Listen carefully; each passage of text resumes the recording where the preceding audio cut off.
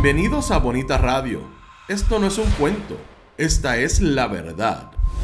En breves segundos, la periodista Carmen Enita Acevedo estará con ustedes. Bonita Radio está disponible en Facebook, Instagram, Twitter, Spotify, Google Podcast, YouTube, iVoox y iTunes. Agradecemos a nuestros auspiciadores. Cooperativa Seno Gandía, solidez y futuro.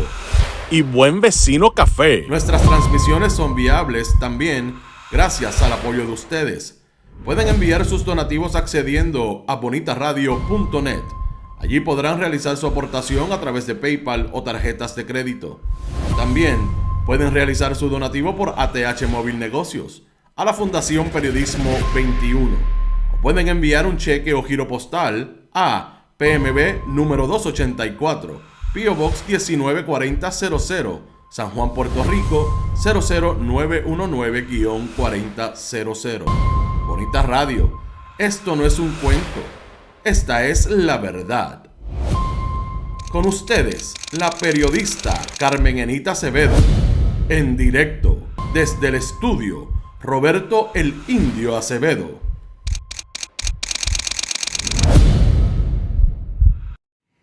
Buenas tardes, Puerto Rico, el mundo, donde quiera que haya un puertorriqueño o una puertorriqueña. Gracias por estar. Soy Carmen Enita Acevedo y esto es Bonita Radio. Y a las 5:03 de la tarde, Bonita Radio se enciende para conversar con ustedes sobre ustedes y de lo que tienen derecho a saber. Esta mañana hablamos al mediodía, básicamente, de lo que pasó en la vista de Punta La Bandera.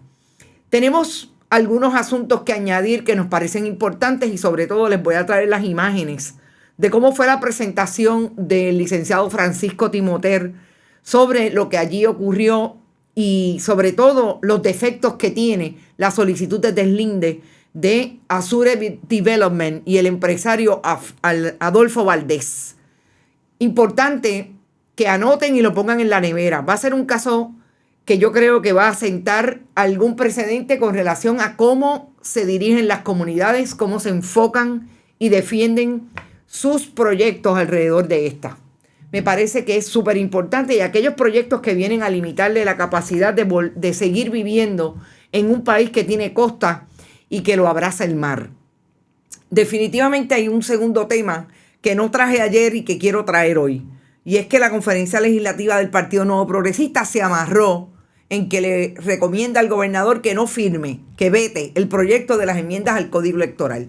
Lo que nos parece importante destacar en ese contexto es el análisis de hacia dónde va el gobierno de Puerto Rico en este momento en que el país está a menos de un año, un año y 4 meses de las elecciones, pero sobre todo él se enfrenta a una posible primaria y lo que va a ser una crisis para ese partido político de cara a las elecciones generales. ¿Quiénes se amarran? Carlos Johnny Méndez, el portavoz de la minoría, Tomás Rivera Chats, importante.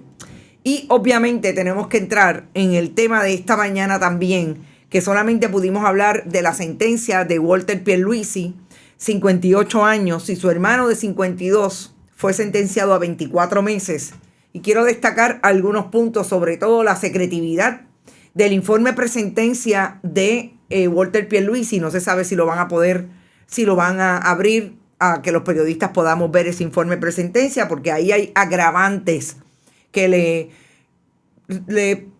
básicamente le propusieron 4 meses adicionales de los que, 7 meses adicionales de lo que en principio habían acordado que se le iba a dar de 36 a 40 meses. Así que importante. Antes voy a conferenciar. No, voy a hablar con ustedes, a ver cómo están las cosas por ahí. Gracias por esta mañana aceptar que estuviéramos un poquito más tarde, pero yo creo que fue importante porque la vista fue súper importante. Ir al Departamento de Recursos Naturales. Otro día le hago el cuento de cómo fue que hoy llegara allí, pero también sigue siendo interesante las caras que pone la gente cuando le digo soy periodista. Juan García llegó primero. Buenas tardes, Juan. Muy elegante, gracias, Lirian de Jesús. Doctora Minerva Quiñones también está por ahí. Hace tiempo que usted no llegaba, estaba perdida. Qué bueno que está por ahí. Ilka Hernández, Carles Baratá, Omar Torres, Oyomar, Ilka, siempre, Ani Román, Eric John, tiene que estar por ahí Risita Delgado, mi amiga Yani Moreno, Ivonne Padua, Adolfo Padua, todo el mundo, Milagros Ortiz, llegué y saludo. Yaromarán, Rafael Torres, la oveja negra de la familia Valdés. Diablo, sí. No sabía que era tan fuerte ese odio visceral que se tienen esos ricos entre sí. Evangelina Medina, Germán Gimán Rodríguez y los medios corporativos de parte de los criminales ambientales y en contra de los que cubren el crimen y lo reportan. Y lo que determinó recursos naturales es ilegal. No sé de qué estás hablando, todavía no he determinado nada en el caso de Punta La Bandera, pero va a ser interesante ese caso. Lisette de León también está por ahí. Lourdes Pérez, Marisol González Fore. Yo le dije que Ivonne Padua iba a estar por ahí. Astrid Valentín, Carmen Castelló. Seguimiento de casos, José Ortiz, Juan Carlos Medina, Jorvil Velázquez y el contribuyente indignado. Pude llegar, saludos, Sileli, siempre vas a llegar. Tú sabes que si no estamos en YouTube. Más corto el programa porque tengo que ir a escribir porque mañana, prometido, hay investigación. Y vamos para atrás, bien para atrás en el asunto de la palguera. Y está bien interesante. Compartan, pude llegar. El jíbaro soy yo, Orlando González, Carlos León. Hoy es un día bonito en el mercado, lo sé. Saludos a Enid. Bueno, vamos a hablar primero de los hermanos Pierluisi. Y como tituláramos nuestra intervención de esta mañana, un Pierluisi, por lo menos en el caso de Walter esta mañana, cumplirá 43 meses de cárcel. Ese es Walter Pierluisi Isern, 58 años, el presidente de American Management Properties, esa corporación que se utilizó para gestionar allí una operación ilegal en contra de los fondos federales que le llegaban para administrar residenciales públicos. Yo creo que de Walter Pierluisi hay que decir que fue esta persona que se envalentonó y le mandó cartas a 2 o 3, yo incluida, de que te voy a demandar porque me estás difamando en el asunto de Sol y Playa. En este caso, yo creo que lo único que le puede, las únicas gracias que puede darle Walter Pierluisi a todavía quizás por tener ese apellido, salió hoy con su hermano por donde salen los agentes federales y los abogados y algún personal del tribunal. En pantalla ven no solamente a la ex fiscal, hoy abogada María Domínguez Victoriano, sino también a los convictos, entre ellos el sonriente Eduardo Pierluisi Isern, con su abogado detrás y socio, también socio de Walter Pierluisi, Eduardo Ferrer. Osvaldo Carlos salió adelante. Trataron de evitar a los periodistas, pero los colegas periodistas saben más que eso.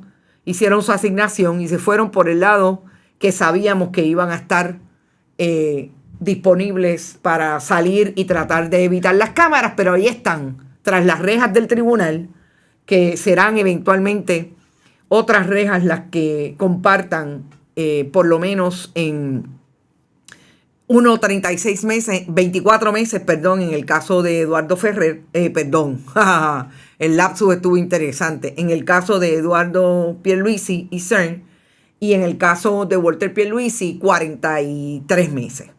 ¿Por qué? Porque yo creo que Eduardo Ferrer, con estos 24 meses, llegó adelante y con una abogada que aparentemente dio adelante en las transacciones y negociaciones para que alguien dijera lo que había pasado allí. Y esa fue María Domínguez Victoriano. Le consiguió mucho menos tiempo que lo que va a cumplir Walter Pierluisi Isern. Importante porque en esa foto hay personajes que yo creo que vamos a ver en la vida pública eventualmente. Más que en la vida pública, porque no estamos hablando de partidos ni de elecciones, etcétera, sino en el escenario público y de la opinión pública. María Domínguez tiene ahora mismo un caso que se le imputa violaciones éticas, pero sobre todo haber violado contratos que tenía cuando mantenía contratos con Bancrédito y más tarde se hizo abogada de una de las personas que es delatora o chota en el caso de Wanda Vázquez Garcet. Ese caso está pendiente, eso se verá. Ese Julio Herrera Bellutini y Bancrédito quien radicó. Y en el caso de Eduardo Ferrer, porque me parece que las juntillas de Eduardo Ferrer a nivel comercial, a nivel de desarrollar negocios, han sido siempre como raras, como esta estuvo a punto de suponerle algo. Y Eduardo Ferrer, que me extraña, bueno, no me extraña porque entre Populares TVA son igualmente populares, Osvaldo Carlos y Eduardo Ferrer, ha sido socio y es socio en este momento, en ese caso por lo menos, de Osvaldo Carlos, pero ha sido socio de Walter Pierluisi. Y hay un proyecto que no sabemos en qué va a parar, porque entendemos que no paró en nada hasta el momento, pero Eduardo Ferrer está fuera en la libre comunidad y Walter Pierluisi próximamente estará internado por 43 meses. Eso baja en términos de que cumplen el 85% de la sentencia, si se portan bien, etcétera, etcétera, etcétera. Pero sobre todo porque vimos allá para el mes de mayo, principios de junio, cómo fue determinante en un momento dado la relación de negocios que tenían en una propiedad en Culebra, que Eduardo Ferrer había salido de la hipoteca, o sea, le había vendido su parte a Walter Pierluisi, y lo menos que había allí era un crimen ambiental.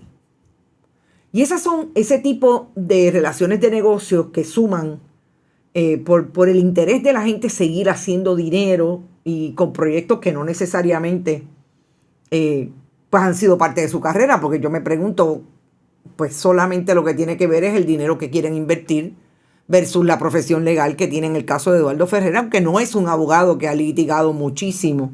De hecho, por eso llamó la atención verlo en un caso como en la jurisdicción de Estados Unidos en Puerto Rico. Y sobre todo porque Eduardo Ferrer no ha salido, pero yo les puedo decir que hay un negocio que él intentó hacer con la Asociación de Empleados de Lela, que Walter Pierluisi era parte. Y es un negocio bien ambicioso. Ustedes saben que a la Asociación de Empleados de Lela el PNP le ha querido meter las manos porque es una asociación que tiene su dinero, produce su propio dinero a partir de las cuotas y de las membresías que pagan los empleados públicos. Y tiene diferentes proyectos.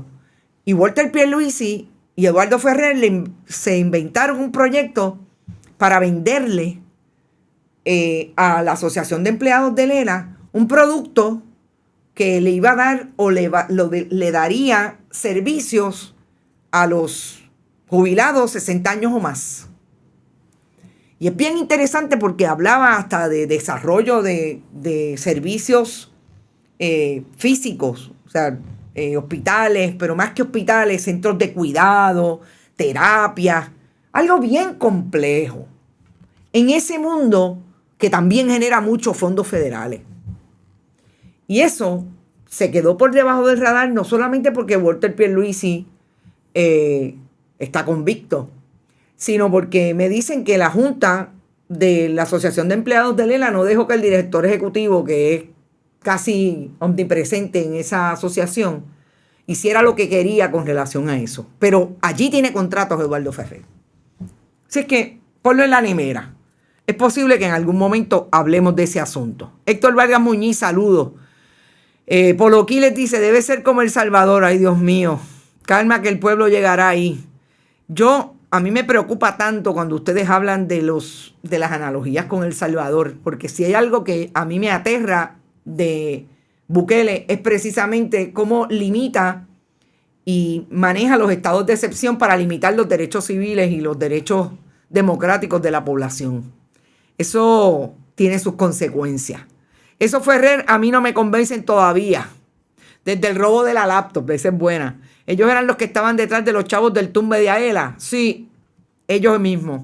¿Cuáles fueron los agravantes? En el mercado no está público el informe. El informe presentencia no está público, así que todavía al día de hoy no sabemos cuáles son los agravantes. Pero yo, si sé un poquito y tengo alguna experiencia mirando esa sentencia, yo les diría que a mí me parece que lo que podemos ver en ese informe presentencia es la posibilidad de que Walter Pierluisi haya seguido siendo soberbio al momento de la entrevista con su socio penal, que se le llama oficial de probatoria en el caso de la jurisdicción de Estados Unidos aquí. Y si esa soberbia se quedó y no hay arrepentimiento, siempre eso hace mella en una sentencia. Sé que no sé hasta qué punto eso puede haber sido uno de los agravantes, pero como les comenté esta mañana, lo que dijo Walter Pierluisi no implica en ningún momento arrepentimiento de haber cometido un delito contra los fondos del pueblo de Estados Unidos y de Puerto Rico. Así es que, no sé, me parece que por ahí es posible que vengan los tiros, pero hasta el momento acabo de entrar al sistema del registro de la Corte Federal y no está abierto. Así es que veremos a ver si más tarde o mañana lo abren. Dice Héctor, mi hermano, cuando era delegado de AELA, le advirtió a Pablo Crespo y él tildó de loco a mi hermano. Ajá. Lo sé, Héctor Vargas. Sé de mucha gente que le advirtió a Pablo Crespo, pero ahí están los asuntos. ¿Qué vamos a tocar ahora? Antes de irnos a culminar nuestro análisis de esa vista de esta mañana. Esta línea del Partido Nuevo Progresista, a mi juicio, totalmente demagógica. Una de las fortalezas, no voy a decir fortaleza, uno de los trucos donde son consecuentes en los miembros del Partido Nuevo Progresista es de utilizar un tema y tratar de ningunear incluso a las personas que votan con ellos desde el punto de vista de su inteligencia. Cuando yo escuché y leí las palabras de Tomás Rivera Schatz sobre por qué le recomendó esa comisión legislativa, realmente no es comisión, conferencia legislativa del Partido Nuevo Progresista, a Pedro Pierluisi, que no firme el proyecto que catalogaron como antidemocrático y en perjuicio de los electores, solamente me pareció ver una propuesta en que se sentaron todos a la mesa para decir qué es lo que nuestra gente va a creer de lo que nosotros le vamos a decir. Porque es parte de lo que llevan en la mente en el momento de establecer las estrategias. Y en ese sentido, Tomás Rivera Schatz trata todo el tiempo de salirse con la suya desde esa posibilidad de ser demagogo, violento, hostil, y hablarle a esas turbas republicanas que existían en antaño y que todavía repiten el discurso de lo que le diga su líder político. Cuando Tomás Rivera Schatz dice, el gobernador va a evaluar y examinar cada uno de los argumentos como siempre hace. Pero de forma unánime la conferencia le pidió que lo vete. Y si alguno de los demás partidos quiere debatir esto, lo podemos debatir punto por punto para que el pueblo de Puerto Rico vea que los que están dando la espalda a la democracia son ellos. Ahí es que una sabe que cuando Tomás Rivera Schatz tira la línea de vamos a debatir, es precisamente la mentira que coloca en esta nueva posición donde está el Código Electoral. Porque si alguien trabajó de espaldas al país y a pesar de ello el 32% le dio la victoria a Pedro Pierluisi, un 68% del país no le creyó a Tomás Rivera Schatz. Cuando no solamente no trabajó un código electoral de frente al país, con vistas públicas, con tiempo, no. Lo trabajó a 3 meses antes de las elecciones, lo aprobó a pesar de que las minorías le votaron en contra. E inició un proceso de primarias que fue un desastre y tuvieron que ir a secundaria. Todo a espaldas del país. Todo sin darle una educación al país sobre lo que significaba ese código electoral. Y llegaron las elecciones y ahí está la suspicacia del país de que se robaron las elecciones en muchos sentidos. O sea, ahí es que una se da cuenta, solamente colocan una línea. El túmbame la pajita. Vamos a debatir. ¿Cuándo Tomás Rivera Schatz ha debatido? Tomás Rivera Schatz no se atreve, le teme a la prensa independiente. No llega a debatir con ningún periodista independiente. Debate exclusivamente con los que le pagan las igualas al año y al mes. Exclusivamente. Por lo que sea, porque le prometen más anuncios, porque le prometen, por lo que sea. Pero están ahí los quedados que viven todavía con el partidismo político desde aquellos que han dirigido al país, pero que no son inclusivos en su discurso, no solamente política y en términos de partido. Es que no son inclusivos en nada, quieren mantener al país en el status quo y en el siglo XIX. Ahora, yo creo que Tomás Rivera Schatz hace tiempo que incluso los mismos de él saben que le ha hecho mucho daño al Partido Nuevo Progresista.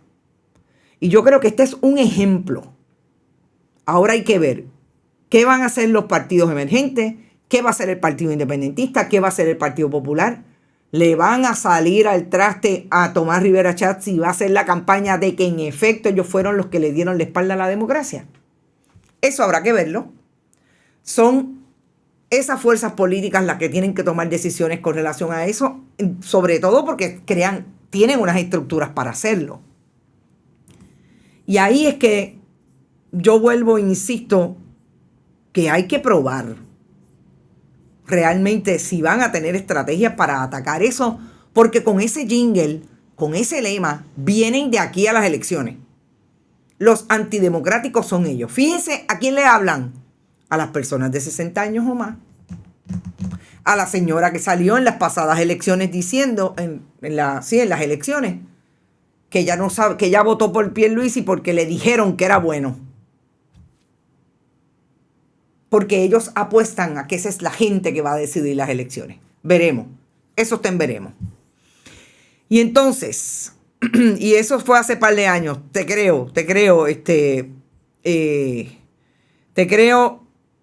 Muñiz, de que me estás diciendo la verdad, porque conozco mucha gente que están en esa junta de la asociación de Lela y me dicen lo mismo. Esta vez hay que dejarlo afuera para siempre, dice María Cruz. Ay, Dios mío. Yo me imagino eso en el año de las elecciones y se va a acabar el champán en el país si Tomás Rivera Schatz no gana. Se va a acabar. Recuerden que lo dije hoy. La mejor forma de estar informando. Gracias, Geraldo Muñiz. Germán, gracias. Miguel Medina. Se están enterrando solos y qué bueno, junto con los medios tradicionales de desinformación. Interesante. Necesitamos debates donde las preguntas sean espontáneas, nada de preguntitas mandadas por el candidato. Eso es un problema. Vamos a ver cómo se dan esos debates. Esta mañana Edmundo explicó en detalle la trampa. Eneida, cuéntame de eso, no sabía. El Salvador está en el top de Centroamérica y sobre Estados Unidos. Lo siento. Es un arma de doble filo y estoy totalmente con Flores Ramos. Un pichón de padrino, Edgar García. Batistiana, ¿qué vivimos en Puerto Rico? Una tiranía de ultraderecha. Lo del voto ausente. Pues claro, ahí es que vienen al tumbe. Ahí es que vienen. Lo último. Dos asuntos que primero quiero mostrarles las imágenes. La vista, como les dije, no estaba llena en su totalidad. Tuvo su problema de recalendarización y en esa recalendarización faltó mucha gente.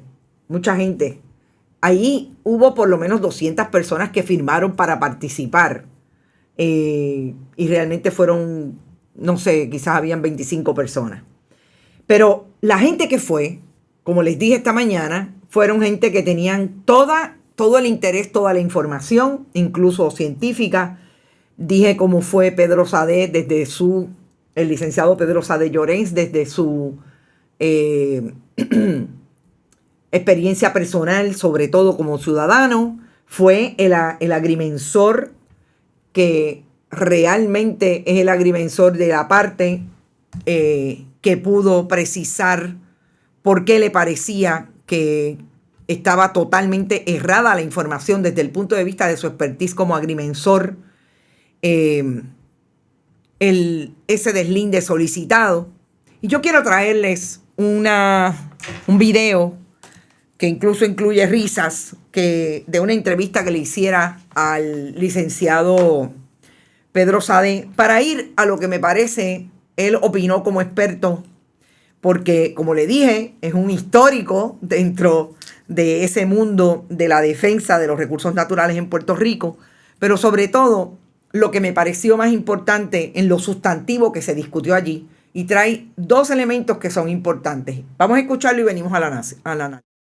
El Departamento de Recursos Naturales anuló el deslinde que se hizo en aquel entonces porque se había violado el trámite que dispone el reglamento. El reglamento dice que cuando se presenta una solicitud de deslinde, se tiene que publicar en el portal. Y cuando se apruebe el deslinde también. Esas fallas del departamento le dieron lugar a que el mismo departamento dijera: voy a anular el deslinde porque violé mi propio reglamento. Aquí no tenemos un deslinde todavía, pero sí sabemos de lo que escuchamos que hay una solicitud presentada con información incompleta. También sabemos, por lo que se dice, que no se colocó un aviso supuestamente en el lugar como debe ser. Así que no son las mismas violaciones, pero son violaciones. Por ende, el razonamiento sería que si aquí se apruebe ese deslinde en violación a esa normativa, pues a la larga puede declararse también nulo. Que existe esa posibilidad de que pase lo mismo.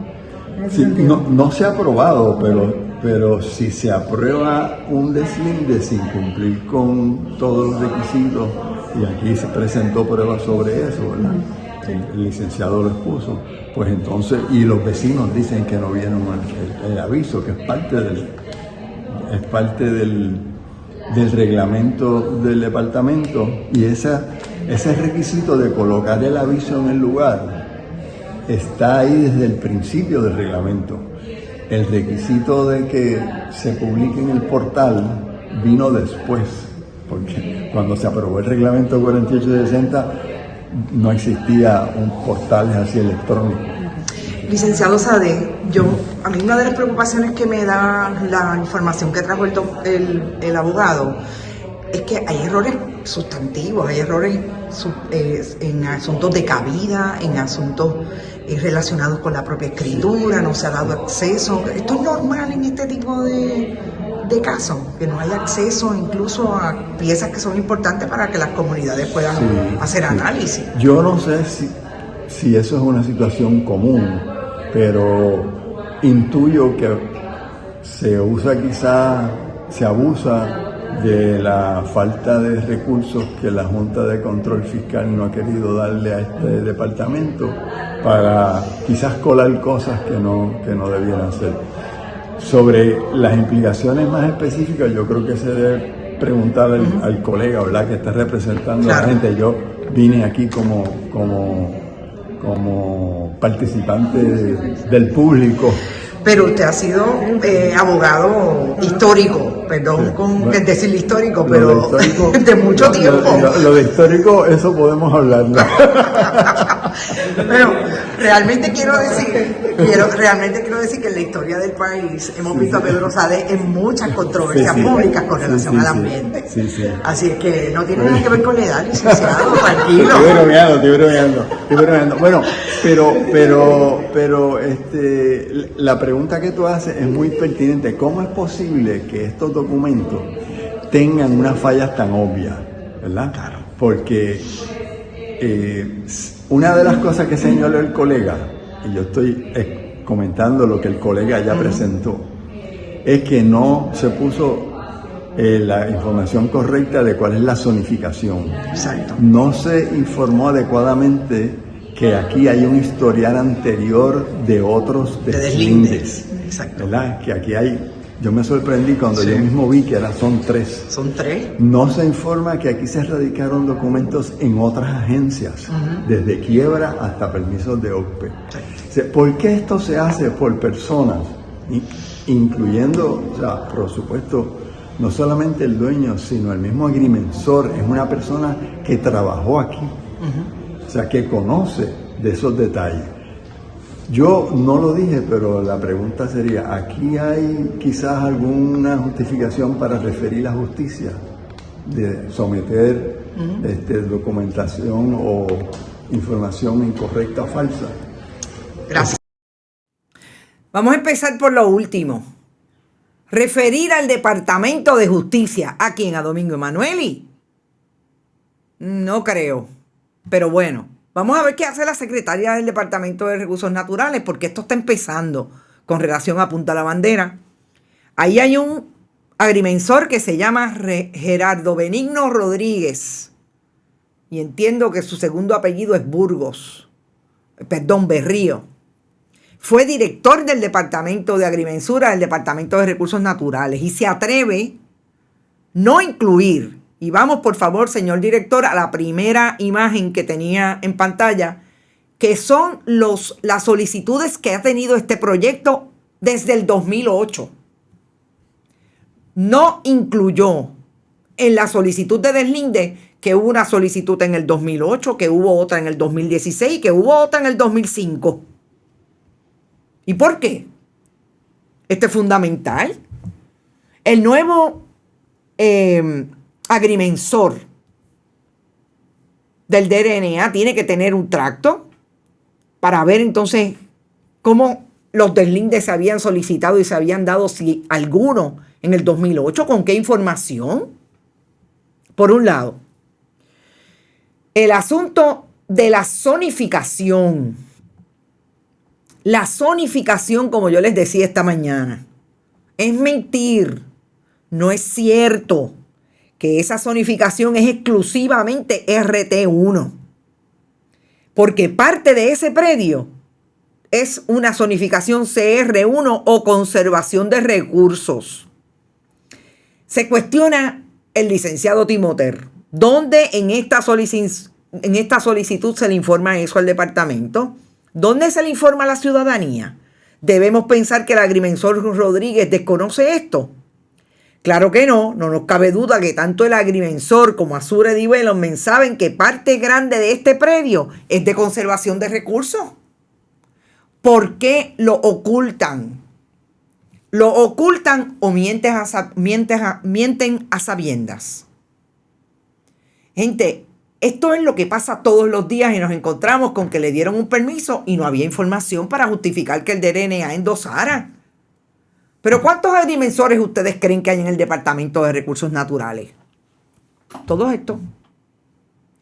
Yo fui hoy al Departamento de Recursos Naturales a pedir un documento público en la secretaría de la agencia. Primero, que las caras que pusieron otra vez fue como si llegó la muerte.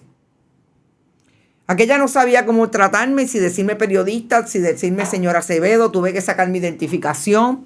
Fue para atrás, donde la directora, la secretaria, ¿y qué me dijo? Tiene que ir al piso 9 de la secretaria. Voy a la oficina de la secretaria. Y cuando llego a la oficina de la secretaria, la recepcionista, muy amable, eso no es aquí, eso es en secretaría. ¿Alguien sabe algo en esa agencia? Sí, alguien sabe algo, pero es que en todo ese proceso que tuve que llenar una solicitud a mano, que me dijeron que no saben cuándo me la pueden dar, porque eso toma tiempo. Pero le dije, ¿cuánto tiempo? Porque como usted sabe, los periodistas trabajamos todos los días y necesitamos llevar la información. Pues no sabemos, porque eso no, aquí no hay nada digitalizado. Olvídese de eso si es digital. Eso es en papel. Y encima de eso, le cuestiono, no sabemos cuándo, porque es posible que eso no esté aquí, que esté en un sitio donde tenemos los documentos guardados. Estas son las agencias de Puerto Rico hoy. Vamos a la vista y nos encontramos exactamente con lo mismo. Todos estos agrimensores. Pues, ¿cómo ustedes creen que la prioridad del gobierno de Puerto Rico es conservar los recursos naturales?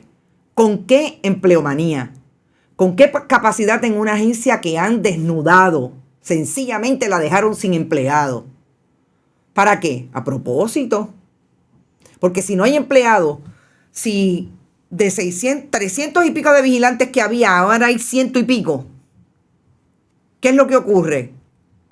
Entre la corrupción, porque hay corrupción, sí hay corrupción, entre la corrupción y el no puedo porque tengo tanto trabajo que no doy abasto, se acabó. No hay.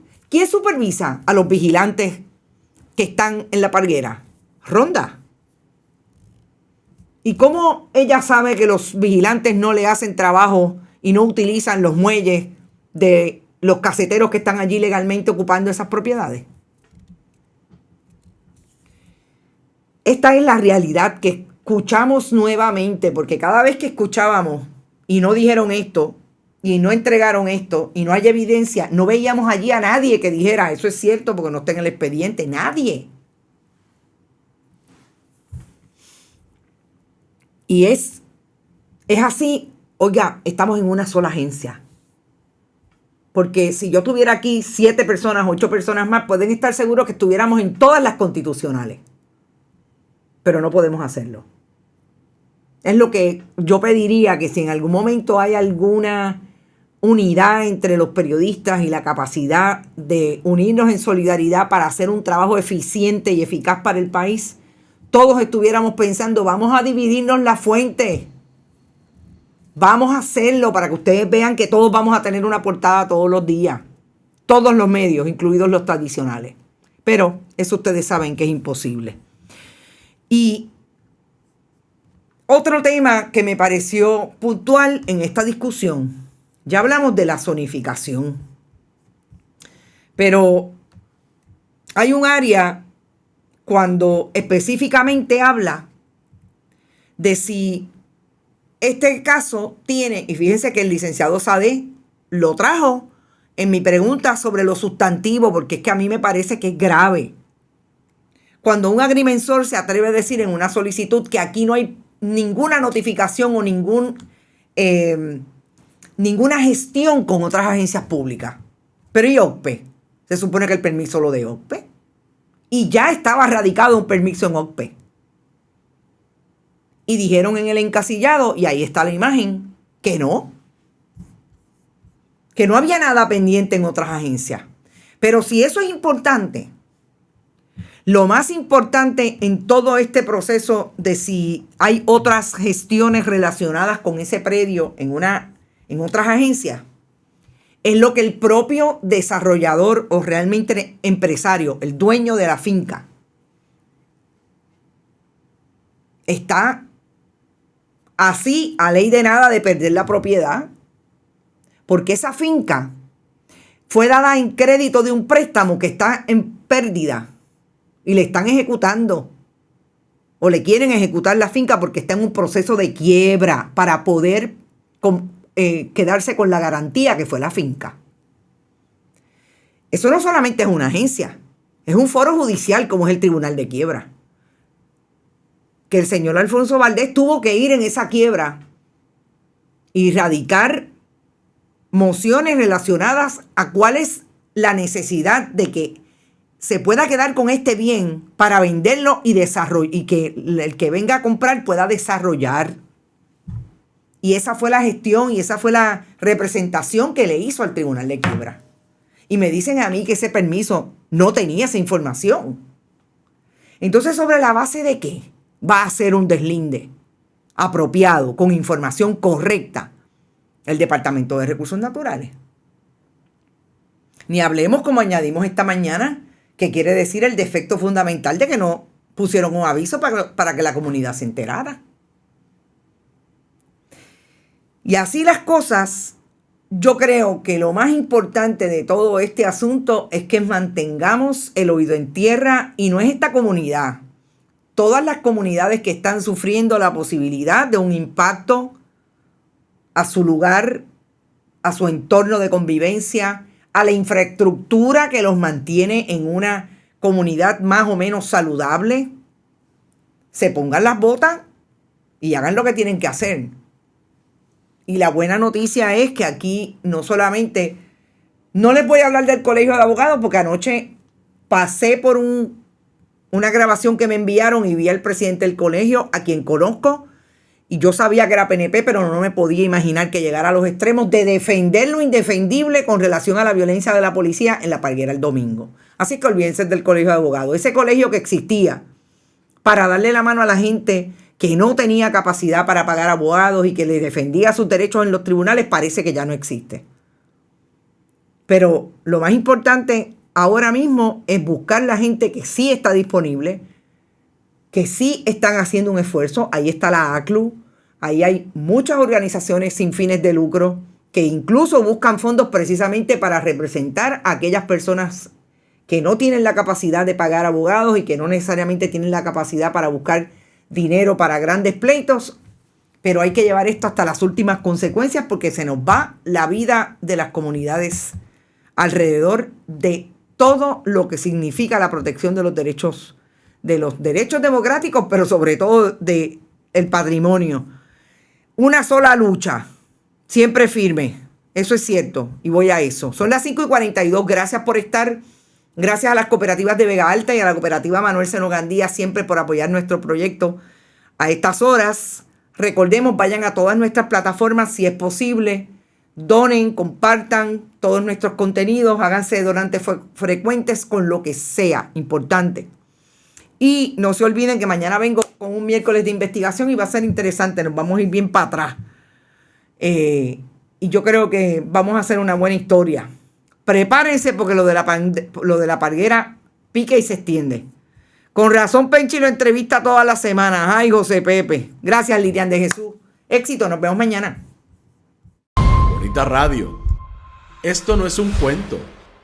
Esta es la verdad. Este programa fue traído a ustedes por Cooperativa Seno Gandía, Solidez y Futuro. Y Buen Vecino Café. Y no olvide que puede realizar sus donaciones a través de ATH Móvil en la sección de negocios como Fundación Periodismo 21. O puede acceder a nuestra página de internet bonitaradio.net y donar a través de PayPal o tarjetas de crédito. También puede enviar cheques o giros postales a nombre de la Fundación Periodismo Siglo XXI, PMB 284, P.O. Box 194000, San Juan, Puerto Rico 00919-4000. Bonita Radio, esto no es un cuento, esta es la verdad.